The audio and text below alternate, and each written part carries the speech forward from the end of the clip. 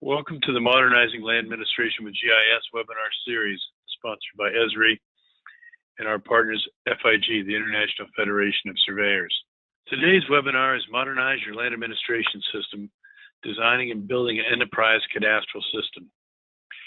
I'm Brent Jones. I'm the Land Records, Tax, and Assessment Industry Manager at Esri, and we're fortunate today to have the Surveyor General of British Columbia, Mike Thompson, who will describe how he built and constructed his system in British Columbia. If you have questions today, type them in the chat window and click send, and we'll try to address all the questions we can during the webinar. If we can't get to them, we will communicate with you individually after the webinar to make sure all your questions are answered.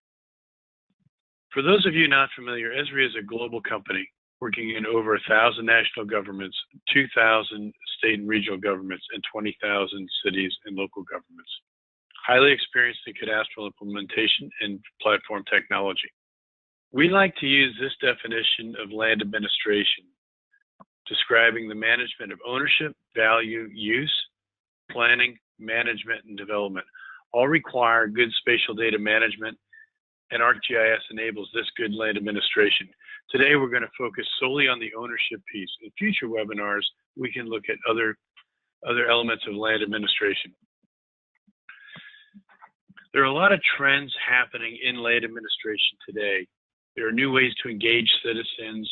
There are multi-purpose uses of the data in the systems, different levels of transparency and accountability, the use of online content, looking at 4D and 3D applications of ownership and value, deploying lightweight apps and devices. Sometimes this is done with engaging the community for community-driven cadastral mapping. Our data workers are fully connected, and there's an ongoing list of growing security concerns. Another one of the trends that we see out there is implementing off-the-shelf technology and applications instead of custom building all applications, understanding the common challenges and common applications across the globe and enabling a COTS solution. Also using cloud infrastructure as it is now mature and stable. Understanding that cadastre is the basis of an NSDI. We're looking at a lot faster data updating and building systems that provide ongoing data quality improvement, not necessarily remapping all of your parcels at one time, but building processes to improve them over time. We're looking at faster implementations. We're not taking 10 years to build systems anymore. We're looking at new ways of sharing data, and we're looking at new creative ways of funding systems. And these trends are the ones we'll highlight in today's presentation. There are many benefits to good land administration besides just secure tenure. There is equitable property taxation. There's support for all government functions. There's support for managing land disputes, protecting state lands. The fundamental component in many parts of the world is to try to alleviate poverty by supporting new land markets and improved land planning. There are many challenges in land administration to the traditional approach. It's difficult to keep data current. There are a lot of duplicated efforts. Managing different types of data with different accuracies makes it difficult to share information with old technology. It's difficult to deploy multi-use systems. There's no common management view of the status of work in your organization. There's IT management challenges of integrating disparate systems. It's difficult to generate property statistics. These systems are often very slow, and it's very difficult to maintain the trust and confidence of the public, which is required in any cadastral system. So we have a poll question here. All right, poll question is launched. It is, what is the most important challenge that you have? Data accuracy, old technology, inefficient workflows, keeping your data current, or training new employees? Interesting. It's spread fairly evenly, but data accuracy seems to be in inefficient workflows.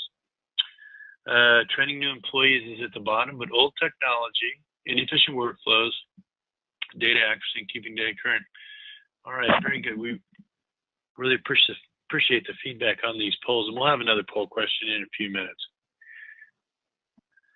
So land administration systems cover a wide area of different types of functions, whether it's cadastral mapping, valuation systems, analyzing transactions, integrating land systems, collecting data in the field, building and managing address systems of all sources, resource leasing, managing leases, and national data portals of how we share that information broadly.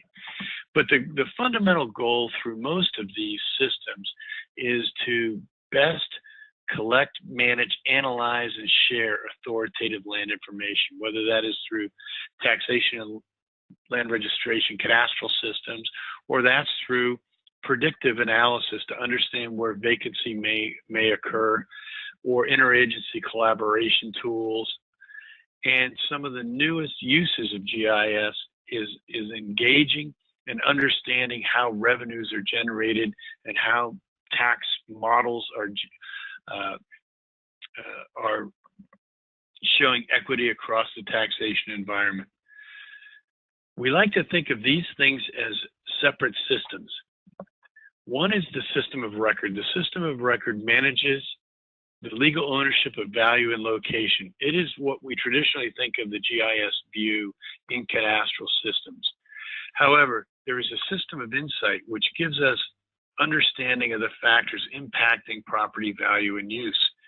What are the external factors affecting property value, and what are the property characteristics in the trends and patterns, and how do we understand vertical equity across the valuation and taxation systems?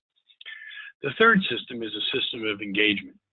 Modern transparency is different than just allowing the public to have access to PDF maps. It's engaging the public with information that they want in simple to use systems, along with access to that data to build and deploy applications, along with a feedback mechanism from the public back to the government of what's going on the ground.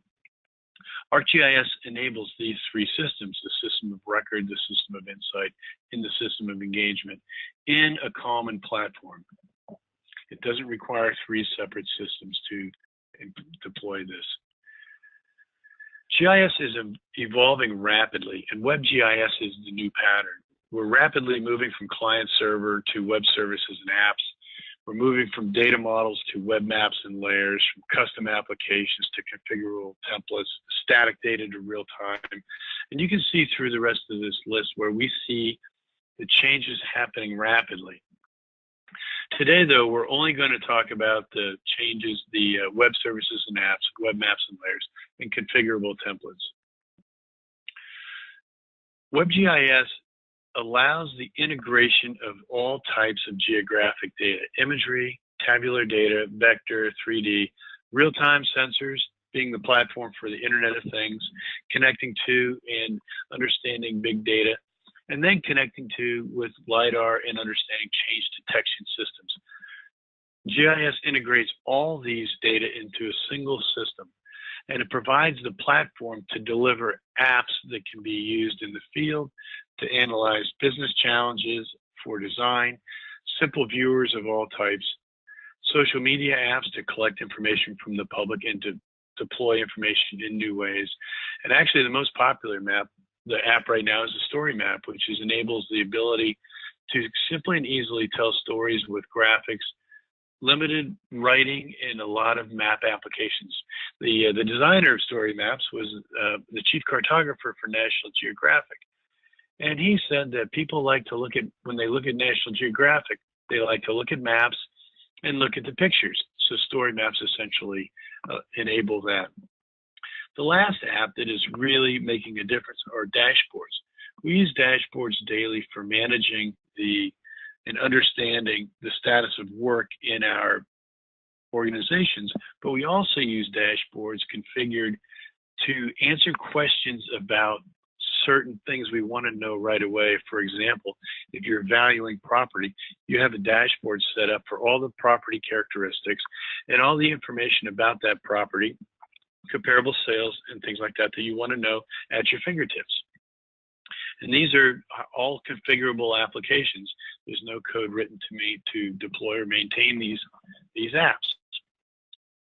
Another key component that's new is the content that's available. This rapidly growing set of information that some of this information is collected and collated and normalized for use across the platform. We call that the living atlas. There's other data sets that users contribute from work that they've done that they share out. And what this means is when we deploy a land administration system, we don't have to go out and collect all new information. We can get started right out of the box. Another key important capability of WebGIS is that it allows the integration of business systems and point solutions. Not all systems in a land administration organization can be updated at the same time. It's very costly, but we can integrate registry, cadastral, tax, parcels, all through web services. And WebGIS is the platform that enables us to enable these web services. So we can look at solutions in a couple of different ways, a couple of different sets of organization. We talked about the system of record, the system of insight, and the system of engagement. And as we drill that down, we have parcel management tools, we have tools for field operations, tools for value analysis, and tools for public relations. In the field, we have specific apps for viewing maps, for managing our work, and for navigating from project to project and having dashboards to show where the workforce is. We do our work in a couple of field apps, Collector and Survey 123, and Collector allows you to connect to any high accuracy GPS receiver. So you can use your GIS tools in the cadastre and collect survey grade information. It's a new development that's been shown quite a lot of efficiency and excitement. In addition, we have dashboards configured strictly for analyzing value. We have tools to understand and display and visualize value change over time. We can test valuation models by looking at valuation neighborhoods, by the coefficient of dispersion and sales ratios and other statistical measures. We have very high-end spatial analysis tools to understand how the location of property affects its value. We have other tools as well to collect photographs in the field by merely strapping a low-cost camera onto your car and driving. And then the image comparison tools of being able to look at old images compared to new images. In public relations, we have tools that allow for publicly facing portals that allow access to maps and apps. We also have simple viewers.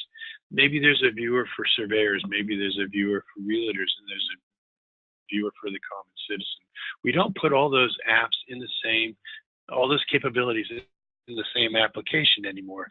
Imagine your iPhone if it only had one app. It would not be all that easy to use. So we have these apps that do 2 or 3 things really well, designed for a very focused audience. I mentioned story maps. This is an example of a story map layering some ancient data and allowing to see what the current conditions are over very old maps. There's open data, which is allowing not just publishing the data, but allowing that data to be used with APIs and used in a fashion that enables capabilities for people who don't have necessarily all the technology. This open data engagement, driven through specific initiatives to solve focused problems, is called the Hub, an initiative-driven open data system. We're not going to talk much about that today, but you'll see that in future webinars. So with parcel management, the core of a cadastral system is looking at deeds and documents and examining them and entering that data with the integrity that surveyors collected the data, managing that data in a system designed not just to manage polygons, but to manage survey data. We manage those workflows with workflow management tools, and we have data reviewers for managing the quality of that data, and we also have the ability to publish that information out into tax maps and in other types of tools.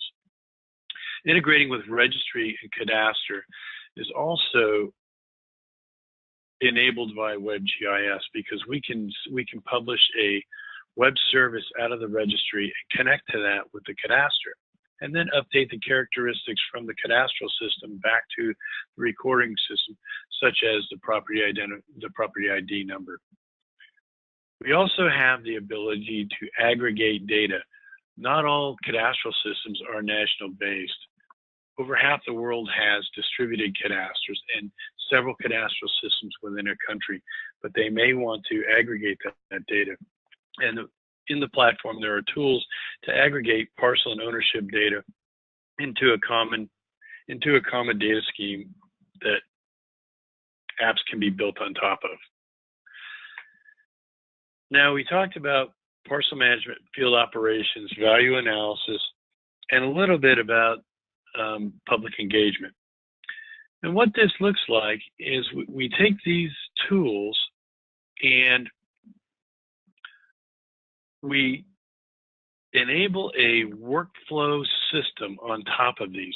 So we don't have to rebuild how we manage parcels. We don't have to rebuild how we do our field operations or our value analysis or our public relations.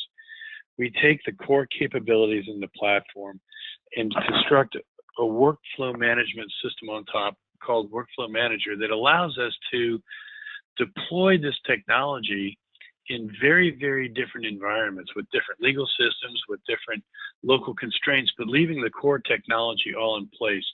And this is how you configure a modern enterprise cadastral system. So I think we have one poll question here. All right, poll is launched, and it's, are you using parcel data integrity management tools, yes or no? Looks like we're running about 2/3 no to about 1/3 yes. Well, you're fortunate for the 2/3 that said no, because Mike is going to speak about that next, and how British Columbia configured technology and built what I would like to challenge as the most modern cadastral system in the world. Mike, I'm passing over to you. Thank you, Brent. I'll just accept your pass over to me, which should bring my screen up for folks. And I'll just turn this into slideshow mode. And there we go. So good afternoon or good evening to everyone, depending on where you are.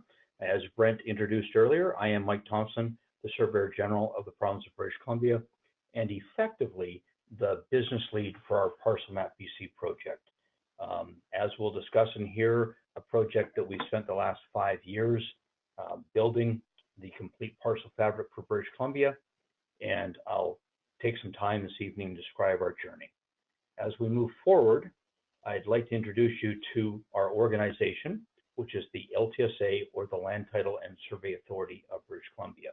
So the mission of the LTSA is to deliver responsive and trusted expertise and reliable land title and survey systems, which is an essential foundation to the economic and social prosperity of the province of British Columbia. Our vision is to provide exceptional service and innovative solutions as a trusted source of land registry and land information services in British Columbia. So the LTSA is an independent, not-for-profit statutory corporation with a responsibility to operate and maintain the land title and survey systems of BC. Land title and survey systems are an essential underpinning to the private property market, the civil justice system, and they support civic governance, taxation, and crown land management frameworks. We work closely with our customers and stakeholders and have developed collaborative and consultative relationships over the years. We're independent from government, although we're certainly a creature of government. We exist by legislation formed in 2005 with the creation of the Land Title and Survey Authority Act.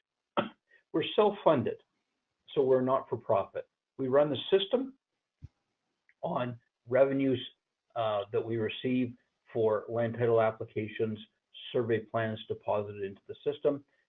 while we're a not-for-profit, we certainly need to have revenue that's above expenditures because all of our income is reinvested into systems infrastructure and improvements.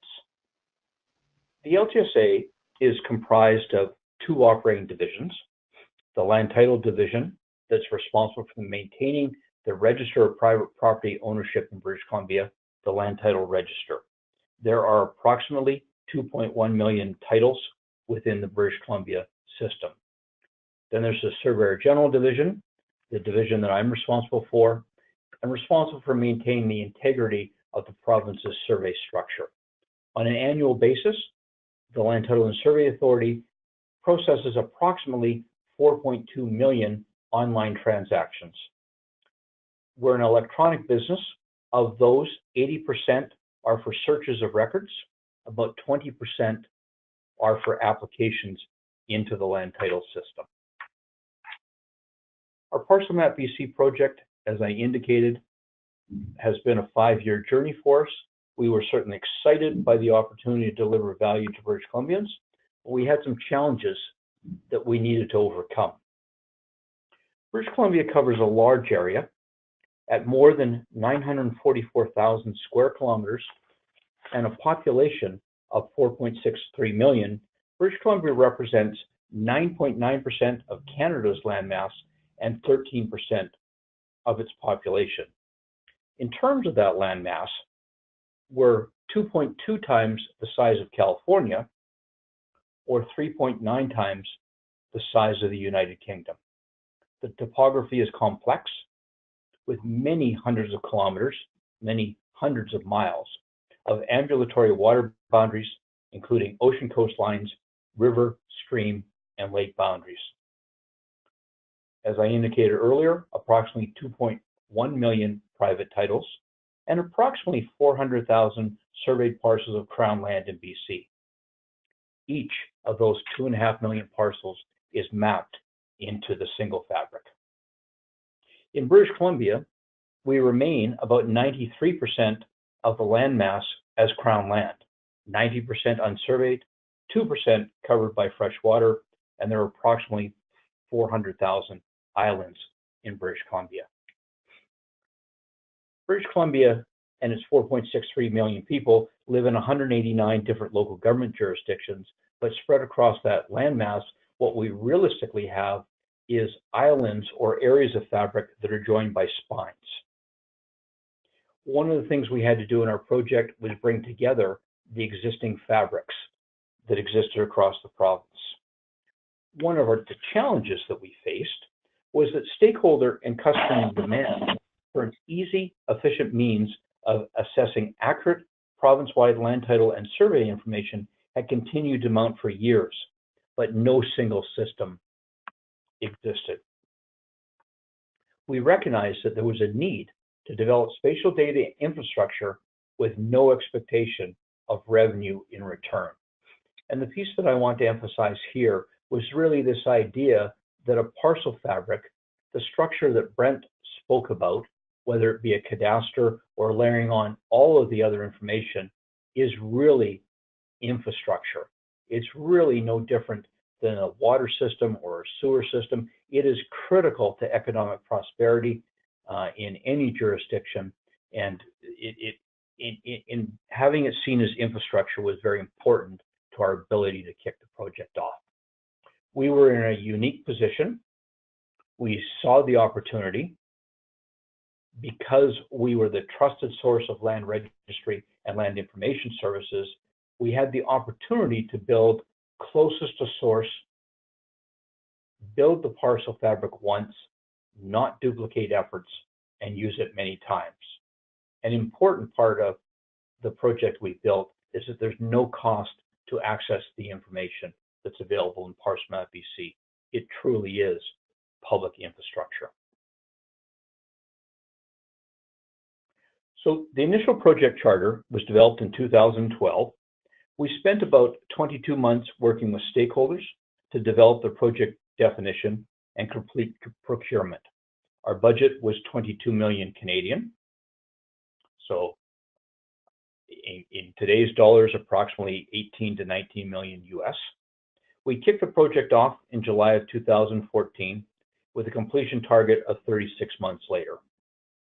We split the province into 20 increments of approximately 100,000 parcels each, and the last increment was rolled out on June 29th of 2017, a point where an authoritative electronic map of the entire province was now a reality.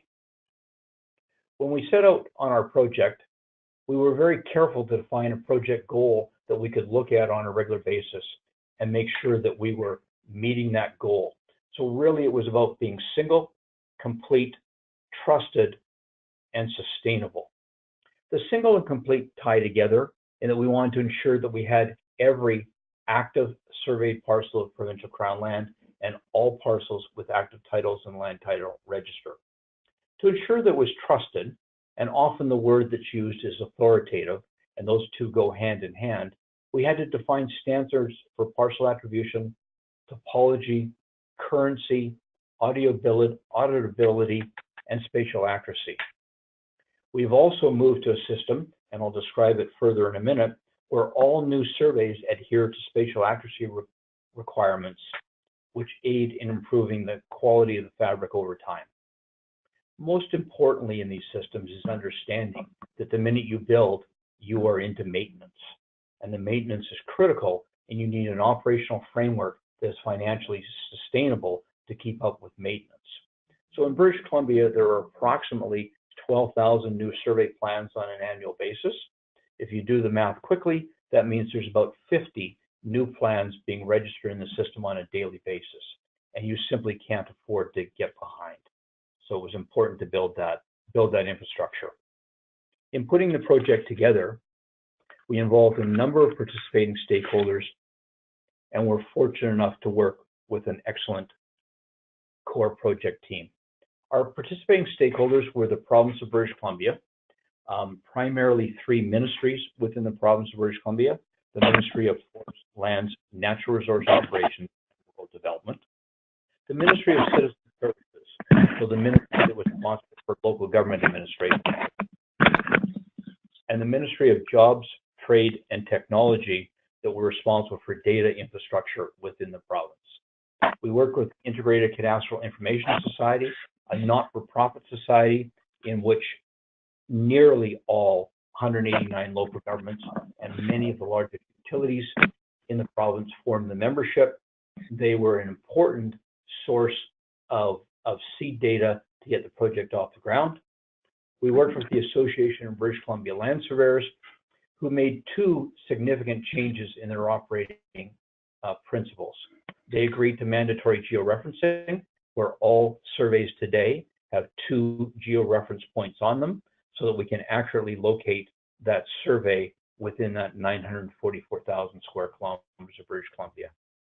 Additionally, the land surveyors now submit survey plan data sets that are delivered at the time of registration of the plan, providing us the actual true on-ground survey measurements, and are very important to use to improve the quality of the fabric. Our core project team involves a number of folks, but the three key folks were really McDonald Detweiler and Associates, MDA, based out of their office here in Richmond, British Columbia. Martin Newby Consultants, a firm out of Calgary, Alberta, that were responsible for some of the initial parcel fabric compilation, and who supplied the ArcGIS platform, a platform that Brent spent some time describing some of the fundamentals of the platform, and really the parcel fabric editor tools that are available within the platform that were really key in getting the project built, but are so critical to our ability to maintain the fabric and improve its accuracy on a regular basis. So some very important collaboration with our participating stakeholders and a partnership with our core project team allowed us to be successful. So Parcel Map BC, at the end of the day, is an authoritative visual representation of land parcels and their relationship to adjacent parcels throughout British Columbia. And I come back and emphasize the point I made earlier that we see it as data infrastructure that supports the economic and social development of the province of British Columbia. I'm just delaying, there we go, a bit of a complex slide, so it takes a while for the slide to come up. This is just a screenshot out of the system. Really what I wanted to show you today was some of the complex pieces that are built into the system. Over on the left-hand side, you can see that the Parcel Map BC system can be searched by a number of features. It can be searched by civic address. It was really British Columbia Assessment Authority that provided us the ability to link what is known as the PID number. So the PID number is the parcel identifier number for all land title parcels. So those 2.1 million parcels I spoke about all have a unique number. And BC assessment data allowed us to tie civic address to that PID number. So you can search the parcel fabric by civic address, both. So it's a unique number for those 400,000 crown parcels. You can search by jurisdiction and roll number, which is the BC assessment, better known as the jural number, that ties the taxation parcels. In many jurisdictions, there's some differences between a parcel fabric and an assessment fabric. And here in British Columbia, that goes up in two ways. If an individual owns two lots side by side, but one dwelling straddling those lots, they may well be two land title parcels, but they are a single assessment parcel. And so being a single assessment parcel, they only have one jural number, but they have two land title PID numbers. The opposite would occur within a shopping mall that has a couple big box tenants, whether that be a large department store, a supermarket. So, you know, if we pick Walmart as a tenant, and we pick Best Buy as a big box tenant, those big box tenants will have their own jurisdictional and roll number within that shopping center, and then the smaller units within the shopping center may be broken up as to individual jurals, or depending on what their lease structure is, they could be a single jural, but you'll have multiple jurals on a single parcel that way. So you can search by jurisdiction and roll number.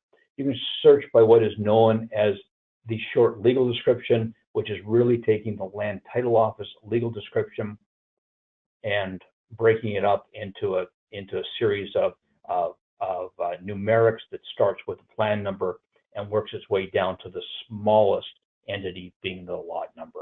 So you can search by all of those methods.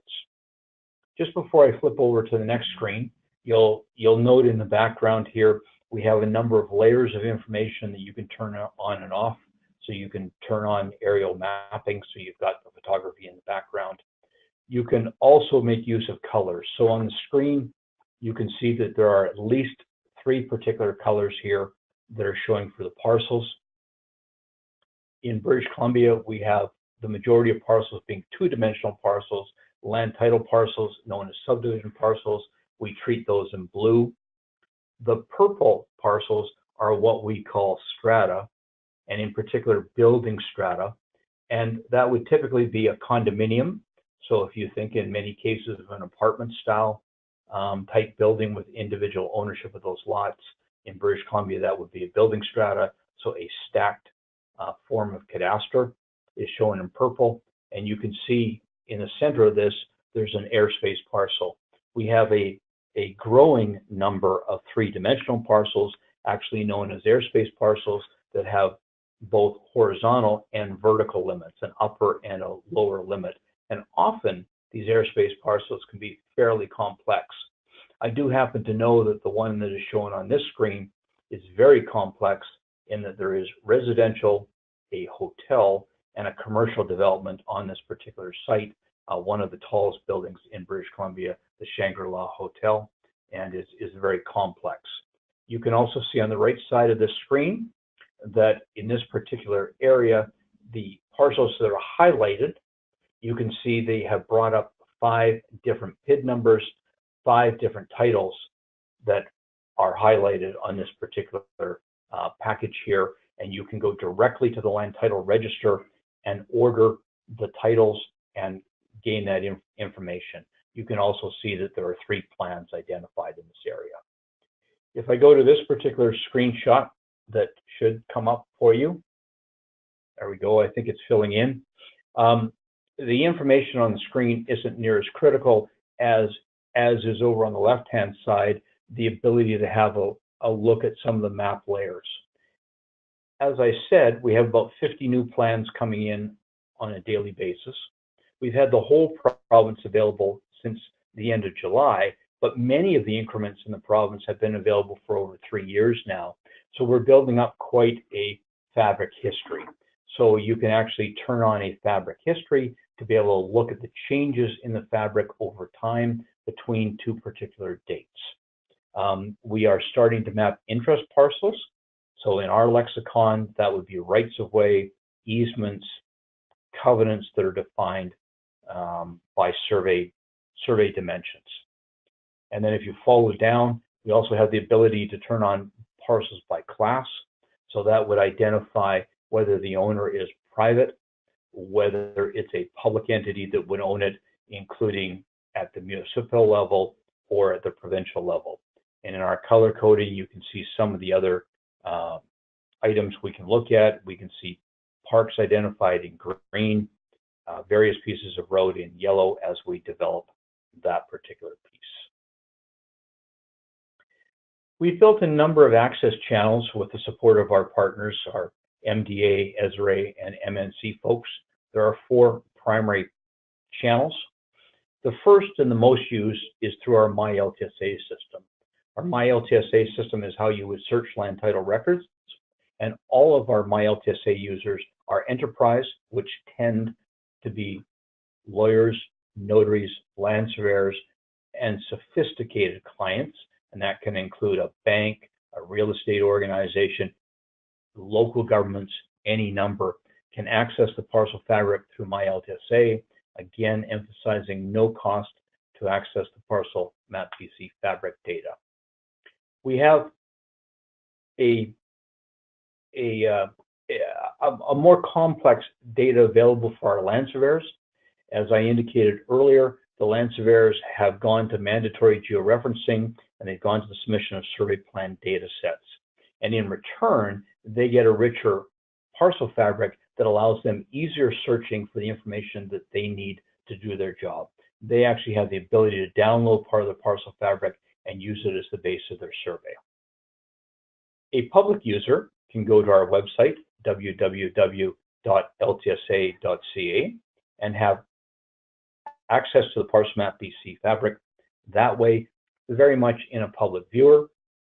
And then we offer what we call our Parcel Map Direct service, which is a machine-to-machine service for clients. The province of British Columbia takes a Parcel Map Direct download on a weekly basis and refreshes their information for the staff internal to government and use it as a platform for distributing other information through the BC data catalog. When we see some of the benefits that we've been able to achieve through the project, at the end of the day, it really is a project that supports the economy in a number of ways. It creates a modern platform, the ability for the LTSA to meet its mandate to deliver reliable and secure land title and survey systems. There are province-wide layers of information can now be overlaid on the Parcel Map BC foundational base map. We're already starting into an enhancement project to determine what gets layered on top. It allows local governments to focus on value-added services rather than trying to maintain a parcel layer within their own jurisdiction. And it allows people to use an intuitive visual method to search for property information, land information in the province. At the end of the day, it's a direct example of the LTSA delivering a public good at no cost to the user. As I get to my last 2 or 3 slides and continue to look at the benefits, I'll let you read on the slides. I've got 2 slides of feedback from our stakeholders. And they're not really talking about the Parcel Map BC project as such. What they're really talking about is what the benefits are of this type of parcel information being available for professionals, for owners, for citizens, real estate agents, land developers, being able to make this type of information available in a public system available to all users. In this particular slide, these two quotes do come from land surveyors, but what they talk about is the fact that this type of visual mapping, presenting the cadastral fabric in a visual piece, really takes an important step forward and allows them to find information quicker and easier and increase the quality of their work. An important piece.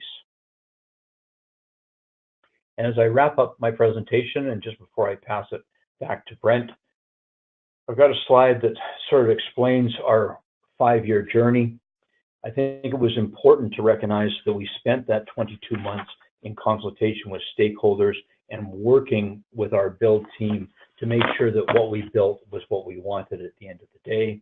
Our $22 million budget.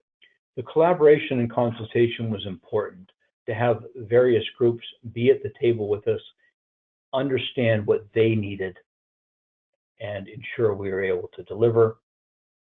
We've gone through a process that we've not only compiled the 2.1 million private parcels to 400,000 crown parcels, but we've also gone through and ensured that we have every one of those parcels in the system, or the few that we don't, we know why, and they are on our catch-up pile.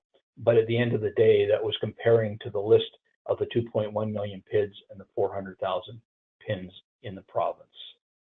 And what we have is we have an operational model that allows for future enhancements, ongoing maintenance, fabric quality improvements around accuracy, and a project that will deliver real value to the province of British Columbia for a number of years ahead. So with that, I'll say thank you very much, and Brent, I will pass the presenter back to you. All right, thanks a lot, Mike. I think it's pretty obvious why this system won the 2017 Global Cadastral System Special Achievement in GIS Award, and why this is being touted as perhaps the most modern cadastral system in the world. We had a few questions on where some of this information is available, and I'll go through some of these very quickly, and then we'll take a couple of questions that I think only Mike will be able to answer. We have an online community, much like Facebook, for land administration and GIS people. It's called GeoNet, and we will go to the land records place. And if you want to speak peer-to-peer with other folks that are in this environment, that's one way that you can get contact. We have another environment we use called meetups, where we have a land records meetup, and sometimes this happens every 2 weeks, sometimes it's every other month, depending on what the hot topics are at the time. These are all free, and you log in and participate as necessary, or as you would like, and we'll take recommendations for topics on future meetups. Now, here are a set of links, and we'll leave these links up while we take questions, so you can jot these down. One of the questions was, where do I find these apps that were showed earlier? That's the bottom link at the Land Administration Solutions page, and there's a link, the next one up, for the meetups. And then if you need to contact an expert to get going on this, there's our contact an expert site. Now, Mike, there is a question here, and I tried to answer this one, but I think I'd like to direct it to you. It's what are the crown features? I assume that is land owned by the government. Is that correct? So I'm going to ignore your question about is it correct, and I'll just talk about the crown features. So okay. The crown features layer itself would include certain things like statutory right-of-ways over unsurveyed Crown. British Columbia has a very active oil and gas industry in the northeast corner of the province, and much of that is over provincially owned Crown land. And so there's a lot of information around the drill holes, the rights of way that transfer that. Certain things that would also fall in the Crown features layer is, I said that there were 189 local governments within British Columbia, and certainly those of you that may know British Columbia within the greater Vancouver area or the greater Victoria area, 13 in Victoria, 27 in greater Vancouver local governments. But once you get outside of those areas in the more rural areas, there may be many miles between the local governments, and the highways that join those local governments would be included in the Crown features layer as a provincial highway. So that's in the Crown features layer. The Crown features layer would also include things like provincial parks. We have certainly some national parks within British Columbia, but many large provincial parks, reserves, wetland reserves, those type of things, and they're all in the Crown feature layer. All right, very good. I have another question for you, Mike. This is, I would say it's a near neighbor to you. It's from Alaska. Do you have surveyors actively updating your survey data? And do you struggle with isostatic rebounding along the western shoreline? My agency struggles with that in Alaska. So these questions are great questions because they have a yes answer and they have a no answer. So no, we don't specifically have land surveyors updating the data directly, but yes, they are, but not doing it for us. They're doing it when there are private sector developments that occur or Crown developments that occur. So 345 British Columbia land surveyors in the province submitting 12,000 plans on an annual basis. So absolutely, that data coming from the land surveyors is critical to be able to update the fabric. The question on the isostatic rebound is, yes, we have some challenges in British Columbia. Those of you that might be familiar with Vancouver Island, lying 40 to 50 kilometers off of the mainland, Vancouver Island is actually moving closer to the mainland at a pace of 1 to 2 centimeters on an annual basis. So in British Columbia, we actually have 4 separate spatial reference systems to try and deal with that type of movement. We are on a tectonic plate. We're probably not quite as active as Alaska, but like many areas on the West Coast, we are at risk for a major earthquake or a major shift. And we are working with partners within the province of British Columbia, an organization known as GeoBC, and are very careful of having active control systems monitoring that movement on a regular basis. And so we do need to adjust for it. But in fairness, it's not a concern for us at the parcel mapping layer because most of that movement occurs in the uninhabited areas of the province. Mike, do you want to talk just briefly about, you do have a large private sector survey community, and those survey plans can be submitted electronically. Yes, the business of the LTSA is completely electronic. We've been about 100% electronic on survey plans coming into the system for a number of years now.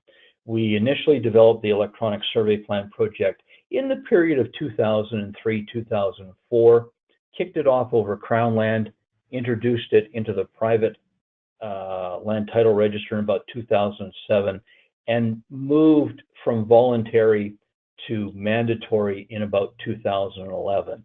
At the point where our 345 practicing land surveyors were more than capable of delivering electronically. It is important to be fair and say that the initial electronic delivery was a PDF of the survey plan. So there wasn't a lot of smart information that came with it. It was effectively a picture in which you could manipulate scale and do other things with, but really a picture, and we called that electronic. But we have now moved to the submission of survey plan data sets. They come in separately from the plan. The land surveyors are responsible for submitting them, but with each new survey plan that comes in, we are actually getting what I'll call the smart data, the survey measurements live from the land surveyor. And what it gives us is it gives us repeatability and redundancy, continual measurements over similar points that we can use to improve the fabric. All right, very good answer. Another question coming in. Do you take into account anything different with indigenous lands? Yes, we do. So we could probably do about a 12-hour webinar alone on indigenous lands within British Columbia. There are well over 200 separate indigenous communities in British Columbia. There's been an ongoing treaty process within British Columbia that's had some limited success, lots of activity, but the only thing we've actually mapped are indigenous lands that are actually within the land title system. And so Tawasin, which is an urban treaty within the Lower Mainland of British Columbia, they have availed themselves of the land title system. So all of the Tawasin lands are fully mapped and inside Parcel Map BC. There are other examples, Malnuth, Slyaman, and others who are in the land title system, not necessarily wholly, but those are mapped.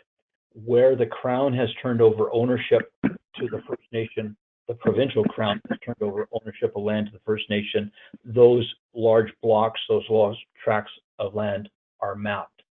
Many of the First Nations within British Columbia remain, I'll call it federal land, so the responsibility lies with the federal government. Those areas we use attribution and use information from our friends with the federal NRCan, Natural Resources Canada, which is the home of the Surveyor General of Canada lands.